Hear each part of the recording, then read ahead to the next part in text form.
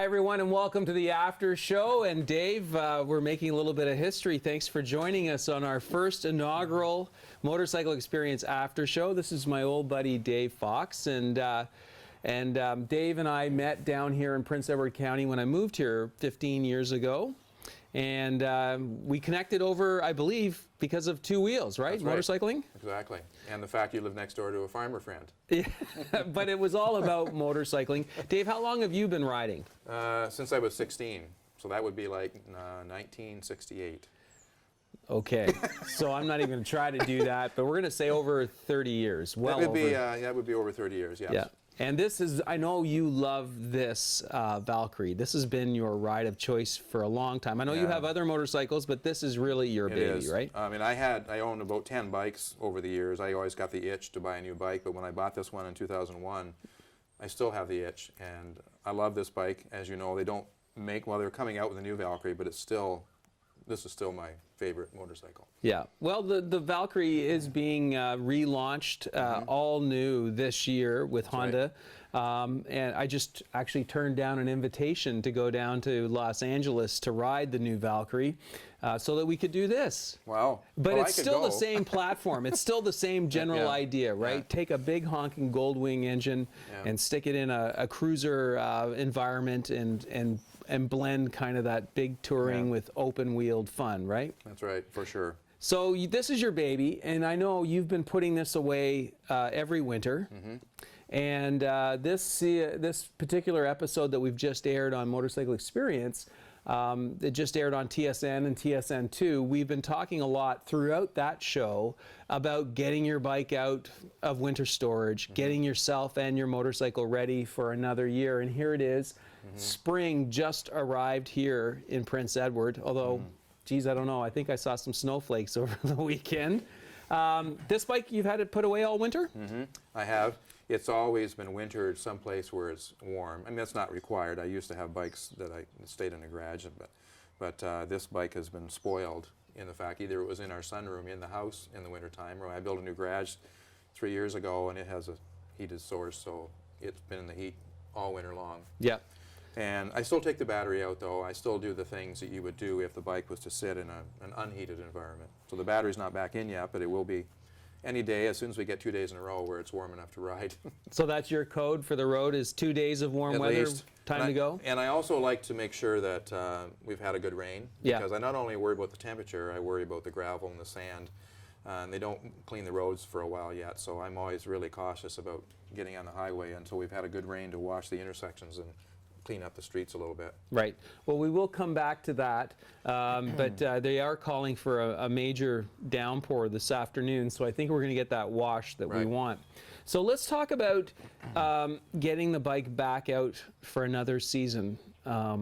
You mentioned that the battery was taken out, so obviously one of the first things you do is after rolling the bike out is get the battery back in? I do. Yeah, the battery's been on trickle charge on and off over the winter because I have more than one battery. And it's also in a heated basement, so and I still have the original battery. Now, we'll see what happens when I put it in this year, but since 2001, the same battery has started this bike up and run this motorcycle all that time. So whether it's because I've given it good care or it's just the luck of the draw, I know batteries have funny stories to go along with them. You can have some batteries last forever and some not. Right.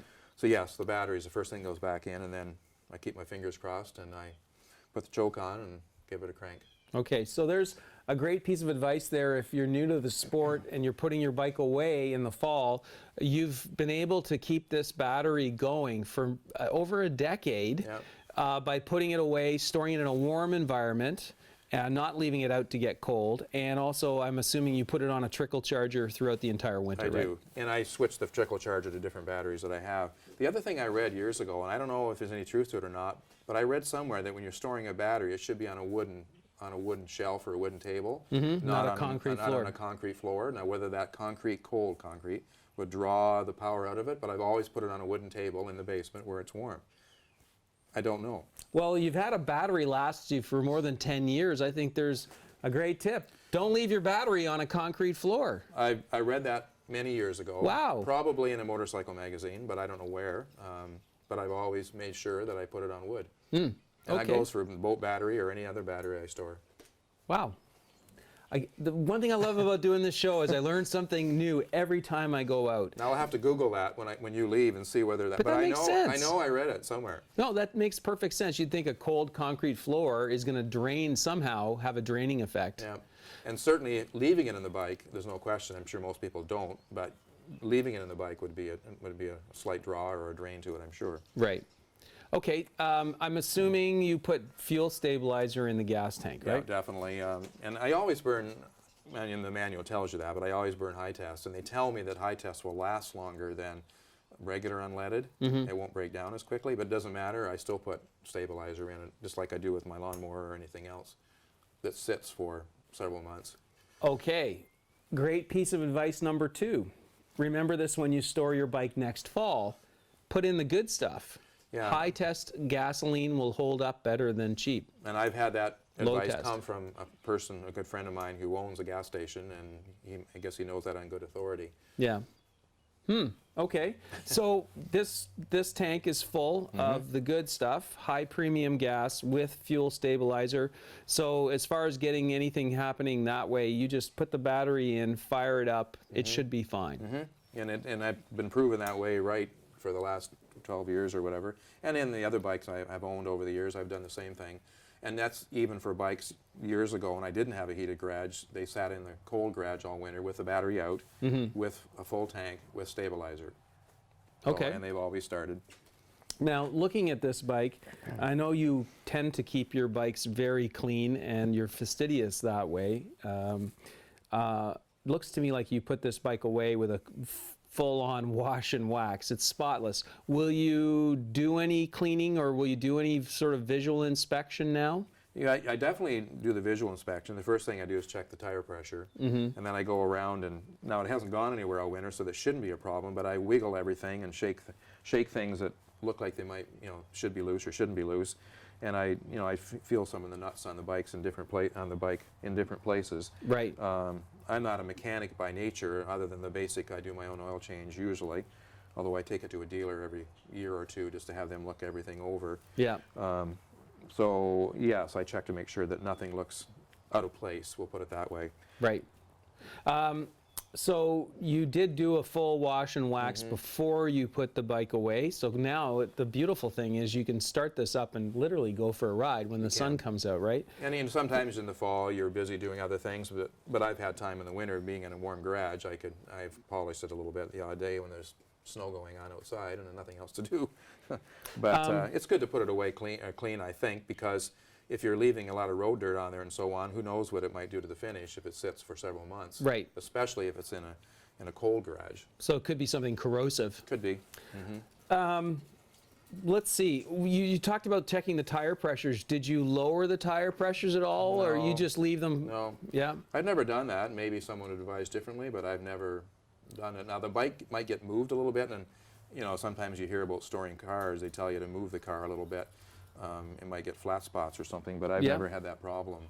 And I don't do anything with the brakes other than when I move the bike, I squeeze the brakes a few times, because in the car that I store in the winter, I notice the brakes are a little sticky when you first move it. Right. And a mechanic told me it's good to move your car, even if you move it a few feet forwards and backwards, if it's been sitting for several months, just to give the brakes a little exercise. Well, that is something I do because I don't know whether it works or not, but I do worry about flat spots. So from time to time, I do roll my motorcycle around during the summer, or during the winter when it's stored, and I do pull on the brake levers and just sort of make sure nothing is sort of seizing Right, or right. getting sticky. Okay, so you've now gone around the motorcycle, you've checked the tire pressures. You mentioned oil. Did you change the oil in the fall? Before, yes, I change the oil each fall, so it's sitting all winter with clean oil. Now I did change it, it's a bit of a stretch because I did change it a week or two before I stored it, Yeah. just because of the timing of everything, and I went for another ride because the weather was good. But it sat with. Now I've read a lot about oil and how long oil should be in a vehicle, I'll say a vehicle, car or motorcycle, and there's varying opinions, and certainly I follow what the manual tells me to do because you'll get advice on changing your oil more often or not, but I stick with what the manual says. Right. I know there are some people that'll say even if you change the oil in the fall, when you bring the bike out in the spring, change it again because that oil has been sitting there for 3 months, 4 months. So that's something you might want to consider is dropping the oil, and always when you change your oil, change your filter. Right. Yeah, I always do that. Yeah. I think again, going back to the oil change in the spring, I probably would do that if it sat in a garage where the temperature went anywhere from -20 to +5 Sure. over the winter, Yeah. up and down. Where it sits all winter, the temperature varies by maybe 5 to 10 degrees at the most, never below freezing. Yeah. And I check the dipstick, and the oil still feels smooth, and it's still got a nice golden color to it. So I would agree with you. I think if it went through a lot of temperature changes, Yeah. because I've noticed in this bike, even before I put it away, if it sits in a cold environment and it drops just below freezing in the fall, the entire bike is sweating with condensation because there's so much chrome on it. Right. And that's why I've always made sure that it sits somewhere warm in the winter, because it's just shocking how quickly it can start to sweat with the temperature just dropping a little bit. Right, right. Okay. So continuing on that theme of fluids, I was just reading, thank you Larry Tate of Inside Motorcycles, I was reading Larry's Get Ready for Spring article this weekend, little plug for Inside Motorcycles, and he talked about if you have a shaft drive motorcycle, springtime is a great time to have that fluid changed in your shaft. So that's something I would recommend, maybe if you do have a shaft drive motorcycle, I do, yep. take it to a dealer and let them do that part, Yeah, right? and I have done that. I mentioned earlier how I changed my own engine oil, and I watch the manual, and I take it to a dealer when it's time to, or even before the time, to change the, well, they check the rad as well as the drive shaft fluid. Right. So it's gone in a few times over the years that I've owned it. Okay, so this might be a good time to think about shaft, if you've got one, changing the liquids in the shaft. And as well, speaking of liquids, radiator, not a bad idea to get the rad flushed once in a while, right? So, this is really spring cleaning. You don't want your motorcycle to let you down this summer. You're sort of getting it set for another 4 or 5 months of hard riding, hopefully. And yeah, you just don't want anything to let you down. So we've dealt with fluids, air pressures, tire pressures. We've done a visual walk around. We've done the inspection. Chain. I guess if this bike had a chain, the other thing you'd be looking at is lubricating the chain, right? That's right. My other bike, which is a 250 Honda that I just bought last year, has a chain, and that's what I would be doing. I'm lubricated before I put it away, but I'd be checking it again, certainly. Yeah. And the tension on the chain, too. Right. So chain motorcycle, let's, in the fall, remember to lubricate the chain before you store it. But even though you did that in the spring, let's lubricate it again. And you check the tension. I guess use your manual to do that. I do. Okay, so a lot of stuff to kind of go through. Take your time, be patient. Do you have any other, when we're talking specifically about mechanically and your motorcycle, do you have any other specific tips or advice? Anything else you go through before you take the bike for a ride? I think we've covered all the major points. Again, I just flipped through the manual a little bit, but we've had everything now. I think everything from the fluids to the brakes themselves. I mean, you check the brake adjustment, of course. We talked about making sure the brakes are flexed a bit over the winter, but certainly check the adjustment on them.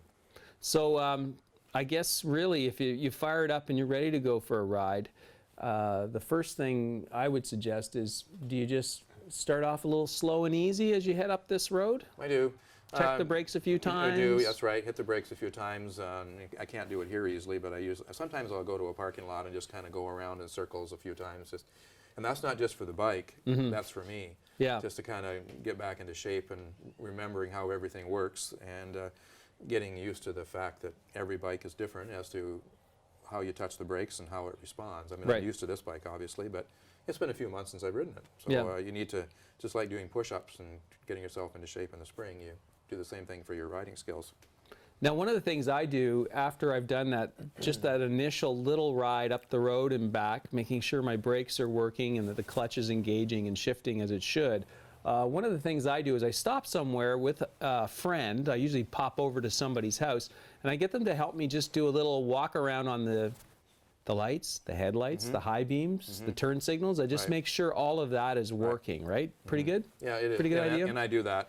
If I don't have someone right there, I'll sometimes aim at the side of the garage, and I can tell, obviously you can tell if the headlights work, and a headlight and the taillight and so on. So yeah, I do that. Yeah. That's part of, I didn't mention it, but that's a matter of just regularity. I'm fussy about making sure, I meet lots of cars on the road, even sometimes one turn signal doesn't work, but Yeah. I make sure that I like to be seen. I use the advice of a friend of mine from 30-some years ago who always told me to pretend I was invisible Right. riding a motorcycle, and I have never forgotten that. Yeah. So I don't take anything for granted. Yes, I have a right, we have a right to ride a motorcycle on the highway, but no matter what, we have equal rights. We're not always seen. Well, I have my own version of that, and the same. Another motorcyclist once told me, and that motorcyclist was an old friend of mine, Mendelson Joe, yes, Joe, the right. artist, Yep. musician. When I first met Mendelson Joe maybe 20 years ago, I said, what's your code for the road? What's your secret to success? And he said, ride as if everybody is out to kill you. So That's even stronger than the invisible one. that's the one that sort of sticks with me. Yeah, that's good. I like be that one. defensive. Think that everybody out there is Yeah, out to kill you. definitely. Yeah. I noticed in the U.S., where I just spent the last 6 weeks, they have a lot of signs, small signs, underneath stop signs. And they'll have advice. They'll say, check twice for motorcycles. Right. Well, Which is, and down there, they don't even have running lights on cars, so you have to check twice for everything, because depending on the color of the car and the background behind it, it's not hard to miss a four-wheel vehicle if you take a quick look when you're pulling out of absolutely. an intersection. Yeah. Well, I think we'll address the subject of actually riding in the spring on our next after show. So for now, I wanted everybody just to think about getting the bike out, doing all the inspections and all the checks that we just discussed, and making sure that your motorcycle is totally prepared for another summer of fun. And you know, who better than a guy who's been doing this for, we never did the math, but we're going to say over 30 years of pulling his motorcycle out of the garage. Yeah. Dave, let's talk about hitting the road next week on the after show. Already. Okay? On behalf of everyone at Yamaha Motor Canada, from our dealers to our riders, we want to wish Motorcycle Experience a happy 25th anniversary.